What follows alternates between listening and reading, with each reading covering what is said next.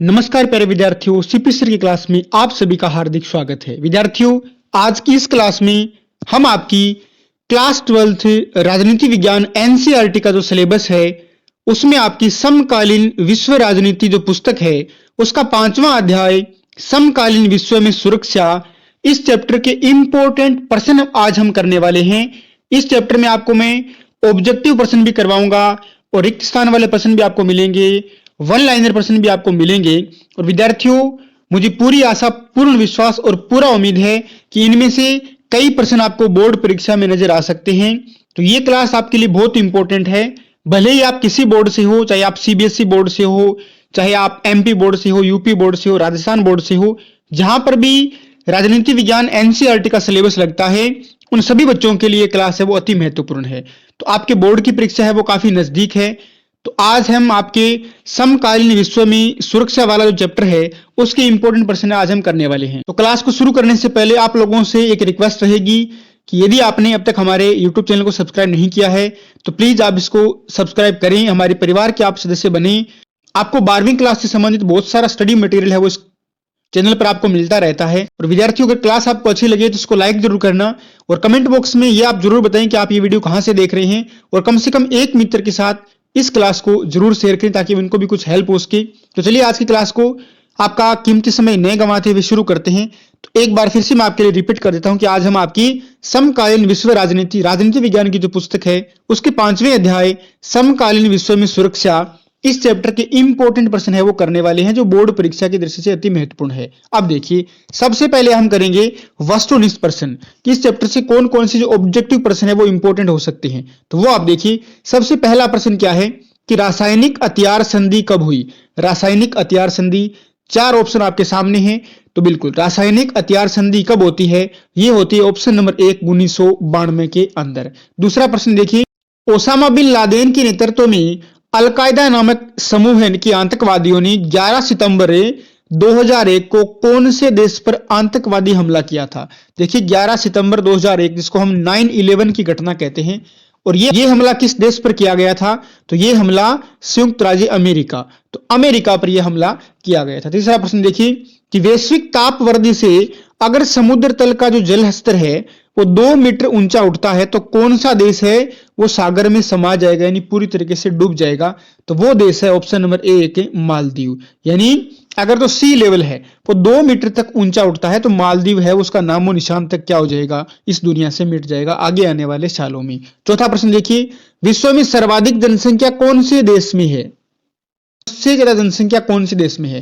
देखिए, आपको किताबों में चीन मिलेगा, लेकिन अभी जो हमारा देश भारत है वो क्या है? जनसंख्या की दृष्टि से विश्व का 1 नंबर का देश है। अगला प्रश्न देखिए कि चीन ने भारत पर कब हमला किया?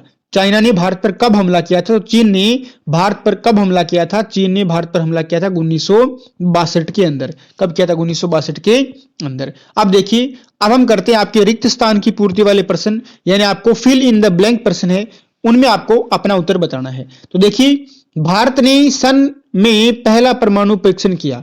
तो भारत ने पहला परमाणु परीक्षण कब किया था? 1974 में। तो भारत ने 1974 में अपना पहला परमाणु परीक्षण किया था। आगे देखिए, टीबी, मलेरिया, डेंगू बुखार और हैजा जैसी पुरानी महामारियों ने कौन सा रूप धारण कर लिया है? इसका उत्तर हो जाएगा औषधि प्रतिरोधक रूप धारण कर लिया है। ये मानवाधिकार यहाँ पे नहीं है, तो औषधि प्रतिरोधक रूप है वो इन महामारियों ने क्या कर लिया है? धारण कर लिया है। अगला प्रश्न देखिए कि मानवाधिकारों को कितनी कोटियों में, खालिस्तान कोटियों में रखा गया है? तो मानवाधिकारों को हमने कितनी कोटियों में रखा है? मानवाधिकारों को हमने 3 कोटियों में रखा है। अगला प्रश्न देखिए कि सुरक्षा नीति का संबंध युद्ध की आशंका को रोकने में होता है। यानी सुरक्षा नीति का संबंध किससे होता है? युद्ध की आशंका को रोकने से, जिसे हम क्या कहते हैं? जिसे हम अपरोध कहते हैं। क्या कहते हैं? जिसे हमें अपरोध कहते हैं। अब देखिए, अब आपके अति लघुरात्मक प्रश्न जो वन लाइनर प्रश्न है वो हम देखते हैं इस चैप्टर से कौन कौन से प्रश्न है वो इंपॉर्टेंट हो सकते हैं। तो देखिए, सुरक्षा से आप क्या समझते हैं? अगर 1 नंबर का प्रश्न आए कि सुरक्षा से आप क्या समझते हैं, तो खतरे से आजादी ही क्या है? सुरक्षा है। अर्थात किसी भी तरीके के खतरे से बचना क्या होता है? सुरक्षा होता है। तो खतरे का, तो सुरक्षा का बुनियादी अर्थ क्या होता है? खतरे से आजादी होता है। अगला प्रश्न देखिए, 2 नंबर प्रश्न क्या है?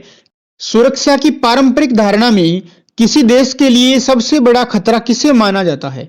तो सुरक्षा की पारंपरिक धारणा में सबसे बड़ा खतरा किसे मानते हैं हमें? सैन्य खतरे को। कौन सी प्रणाली में? सुरक्षा की पारंपरिक धारणा में हम सैन्य खतरे को हम क्या मानते हैं? सबसे बड़ा खतरा मानते हैं। अगला प्रश्न देखिए, सुरक्षा की पारंपरिक धारणा में सुरक्षा का अर्थ किससे संबंधित है? तो पारंपरिक सुरक्षा में सुरक्षा का जो अर्थ है वो राष्ट्रीय सुरक्षा से क्या है? संबंधित है। अगला प्रश्न देखिए, शक्ति संतुलन किस आधार पर कायम किया जाता है? कि कोई ऐसे वो शक्ति संतुलन कैसे कायम कर सकता है? तो एक तो हम हमारी सैन्य जो ताकत है उसको बढ़ा के, और हमारी जो आर्थिक और प्रौद्योगिकी ताकत है उसको बढ़ाकर हम क्या कर सकते हैं? शक्ति संतुलन है वो कायम कर सकते हैं, ताकि जो दूसरा देश है वो हमला करने से क्या आए? बाज आए।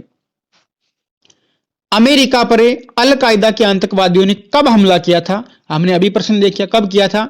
11 सितंबर 2001 को अल कायदा के आतंकवादियों ने अमेरिका के WTC वर्ल्ड ट्रेड सेंटर पर हमला किया था, जिसे 9/11 की घटना कहते हैं। अगला प्रश्न देखिए, नाटो सैन्य गठबंधन का गठन कब और किसने किया? तो नाटो का आपको पूरा नाम जरूर याद रखना, नॉर्थ अटलांटिक ट्रीटी ऑर्गेनाइजेशन, जिसका गठन हुआ था अप्रैल 1949 में, और इसका गठन किसने किया था? अमेरिका ने। तो नाटो बनता कब है? अप्रैल 1949 में। और किसने बनाया? तो संयुक्त राज्य अमेरिका का ये क्या था? सैन्य गठबंधन था। अगला प्रश्न देखिए, बहुत ही अच्छा प्रश्न है, जैविक हथियार संधि, जिसको हम अंग्रेजी में BWC कहते हैं, बायोलॉजिकल वेपन कन्वेंशन, ये कब और कितने देशों के बीच में होती है? तो जैविक हथियार संधि होती कब है? जैविक हथियार संधि होती है 1972 में, और 155 से अधिक देशों के बीच में ये संधि होती है। अगला प्रश्न, रासायनिक हथियार संधि, जिसको हम CWC बोलते हैं, केमिकल वेपन कन्वेंशन, ये कब और कितने देशों के बीच में होती है?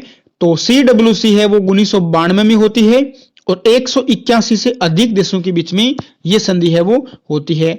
अगला प्रश्न देखिए, 9वां प्रश्न, एंटी बैलिस्टिक मिसाइल संधि, जिसको हम ABMT कहते हैं, ये कब और कितने देशों के बीच में होती है? तो ABMT का प्रश्न है कि कब होती है? तब कब होती है? 1972 में, और अमेरिका और सोवियत संघ के बीच में क्या होती है? संधि होती है। तो ABMT संधि 1972 में अमेरिका और सोवियत संघ के बीच में होती है। अगला प्रश्न देखिए, परमाणु अप्रसार संधि, जिसको हम NPT बोलते हैं, न्यूक्लियर नॉन प्रोलिफरेशन ट्रीटी, ये कब होती है? ये होती है 1 जुलाई 1968 को, NPT परमाणु अप्रसारण संधि। अगला प्रश्न देखिए, संयुक्त राष्ट्र संघ द्वारा मानवाधिकारों की घोषणा कब की गई? तो यूएनओ ने मानवाधिकारों की घोषणा कब की थी? 10 दिसंबर 1948 को, और उसी दिन से हम 10 दिसंबर को प्रति वर्ष कौन सा दिवस मनाते हैं?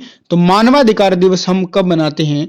10 दिसंबर को मनाते हैं प्रति वर्ष। अगला प्रश्न देखिए, 12 नंबर प्रश्न क्या है?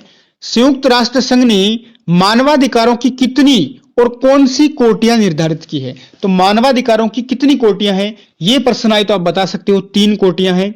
और कौन कौन सी कोटियां हैं? तो पहली कोटि किसकी है? राजनीतिक अधिकारों की। मानवाधिकारों की दूसरी कोटि है आर्थिक और सामाजिक अधिकारों की, और तीसरी कोटि है मूलवासी व अल्पसंख्यकों के अधिकारों की कोटि। तो ये प्रश्न भी बड़ा इंपॉर्टेंट, आप इसको जरूर है वो ध्यान में रखना। प्रश्न देखिए कि सुरक्षा की अपारंपरिक धारणा के 2 पक्ष कौन से हैं? सुरक्षा की अपारंपरिक धारणा के 2 पक्ष कौन से हैं? तो मानवता की सुरक्षा और विश्व सुरक्षा क्या है? सुरक्षा की अपारंपरिक धारणा के 2 पक्ष है। आगे देखिए कि विश्व की 50% से अधिक आबादी कौन से 6 देशों में निवास करती है? कि वे कौन से 6 देश हैं जिनमें पूरे विश्व की कुल 50% जनसंख्या है वो निवास करती है? तो वो देश कौन से हैं? चीन, भारत, पाकिस्तान, नाइजीरिया, बांग्लादेश और इंडोनेशिया। ये 6 देश हैं जिनमें विश्व की सबसे अधिक यानी 50% आबादी क्या करती है? निवास करती है। अगला प्रश्न देखिए, अप्रवासी से आप क्या समझते हैं? अप्रवासी कौन होते हैं? तो वे नागरिक जो अपनी मर्जी से अपना देश छोड़कर दूसरे देशों में चले जाते हैं, उनको हम क्या कहते हैं? अप्रवासी कहते हैं। यानी कोई मान लो भारत का नागरिक है और वो अपनी इच्छा से अमेरिका में जाकर है वहां पे अपना बिजनेस कर रहा है, नौकरी कर रहा है, तो वो कौन है? वो अप्रवासी है। लेकिन शरणार्थियों से आप क्या समझते हैं? अगला प्रश्न देखिए, शरणार्थी किसे कहते हैं? तो शरणार्थी वे लोग होते हैं जो किसी युद्ध, प्राकृतिक आपदा अथवा राजनीतिक उत्पीड़न के कारण अपना देश छोड़ने को मजबूर हो जाते हैं, उन्हें हम क्या कहते हैं? उन्हें हम शरणार्थी कहते हैं। तो ये दोनों बहुत ही इंपॉर्टेंट प्रश्न है। तो शरणार्थी, इनमें दोनों में अंतर भी पूछ सकते हैं आपसे। तो शरणार्थी किसको कहेंगे? कि जो लोग युद्ध, प्राकृतिक आपदा अथवा राजनीतिक उत्पीड़न के कारण अपना देश छोड़ने को मजबूर हो जाते हैं, वे लोग क्या कहलाते हैं? शरणार्थी कहलाते हैं। अगला प्रश्न देखिए, आंतरिक रूप से विस्थापित जन किसे कहा जाता है? यह भी बहुत ही अच्छा प्रश्न है कि आंतरिक रूप से विस्थापित जन हम किसे कहते हैं? तो इसका उत्तर क्या हो जाएगा कि वे नागरिक जो किसी कारणवश अपना घर बार छोड़ देते हैं लेकिन राष्ट्रीय सीमा के भीतर ही रहते हैं, उन्हें हम आंतरिक रूप से विस्थापित जन कहते हैं। मान लीजिए, उदाहरण के स्वरूप आपको बता देता हूं मैं कि जैसे जम्मू कश्मीर के अंदर जो कश्मीरी पंडित थे, वहां पर उनके साथ में उत्पीड़न होता है, तो कश्मीरी पंडितों ने क्या किया? कश्मीर को तो छोड़ दिया लेकिन देश के दूसरे हिस्सों में जाकर वो लोग रहने लगे। तो ऐसे लोग जो किसी कारणवश क्या करते हैं? अपना घर तो जरूर छोड़ देते हैं, अपना गांव हो सकता है, अपना राज्य भी छोड़ दें, लेकिन वो देश की सीमा के अंदर ही बने रहते हैं, तो उनको हम कहते हैं आंतरिक रूप से विस्थापित जन। लेकिन वो सीमा छोड़ के बाहर चले जाएंगे तो हम उनको क्या बोलेंगे? हम उनको बोलेंगे शरणार्थी। उम्मीद करता हूं आपको ये तीनों प्रश्न है वो बहुत ही अच्छे तरीके से समझ में आ गए होंगे। 18 नंबर प्रश्न देखिए कि 2019 में कौन सी महामारी ने दुनिया में भयंकर तबाही मचाई? तो 2019 में कौन सी महामारी आई थी? सभी को पता है, कोविड-19, जिसको हम कोरोना वायरस कहते हैं, कोरोना महामारी है, वो 2019 में आई थी। 19 नंबर प्रश्न देखिए, अपारंपरिक खतरों से कैसे बच सकते हैं? जो अपारंपरिक खतरे हैं, जैसे बहुत सारी जो महामारियां हैं, उनसे हम कैसे बच सकते हैं? उनसे बचने का एक ही तरीका है कि आप परस्पर आपस में क्या करो? सहयोग करो। तो आपसी सहयोग से हम क्या कर सकते हैं? अपारंपरिक खतरों से बच सकते हैं। अब भारत के सामने कौन कौन से खतरे हैं? तो भारत के सामने पारंपरिक खतरे भी हैं और अपारंपरिक खतरे भी हैं, तो दोनों प्रकार के खतरे हैं वो भारत के सामने रहते हैं। अगला प्रश्न, 1990 के दशक में ब्रिटेन में कौन सी पशु महामारी फैली थी? तो 1990 के दशक में ब्रिटेन में कौन सी पशु महामारी थी? तो उसका नाम है मैड काऊ। तो मैड काऊ कहां पर थी? ब्रिटेन में एक महामारी का नाम है 1990 के दशक में जो फैली थी। अगला प्रश्न देखिए, दुनिया में सर्वाधिक HIV एड्स से पीड़ित लोग कौन से महाद्वीप और देश में रहते हैं? तो अगर महाद्वीप पूछे कि किस महाद्वीप में सबसे ज्यादा एड्स से लोग पीड़ित हैं, तो वो महाद्वीप हो जाएगा अफ्रीका महाद्वीप। और अगर एक देश का नाम पूछे तो वो देश कौन सा है? बोत्सवाना। अफ्रीका महाद्वीप का एक देश है बोत्सवाना। अगला प्रश्न देखिए, 23 नंबर प्रश्न क्या है? बहुत ही अच्छा प्रश्न है कि आतंकवाद सुरक्षा की कौन सी श्रेणी में आता है? तो आतंकवाद को हम कौन सी श्रेणी में लेते हैं? सुरक्षा की अपरंपरागत श्रेणी में।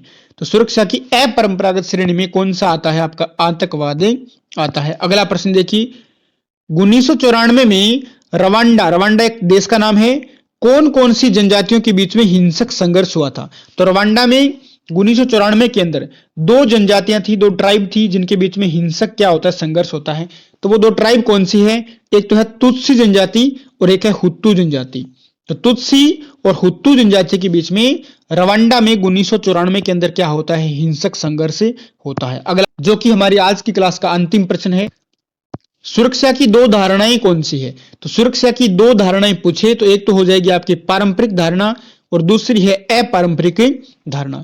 तो विद्यार्थियों, ये थे आपके समकालीन विषयों में सुरक्षा वाले चैप्टर से इंपॉर्टेंट प्रश्न, और बहुत ही अच्छे प्रश्न है।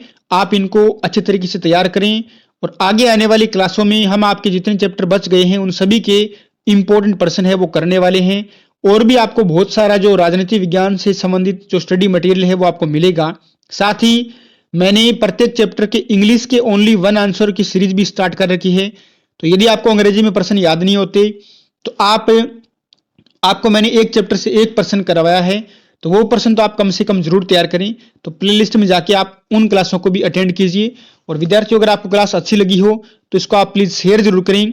और आप ये वीडियो कहां से देख रहे हैं कमेंट करके हमें जरूर बताएं। अब तक हमारे YouTube चैनल को सब्सक्राइब नहीं किया है तो प्लीज इसको आप सब्सक्राइब करें, अपना मोटिवेशन हमारे प्रति बनाएं।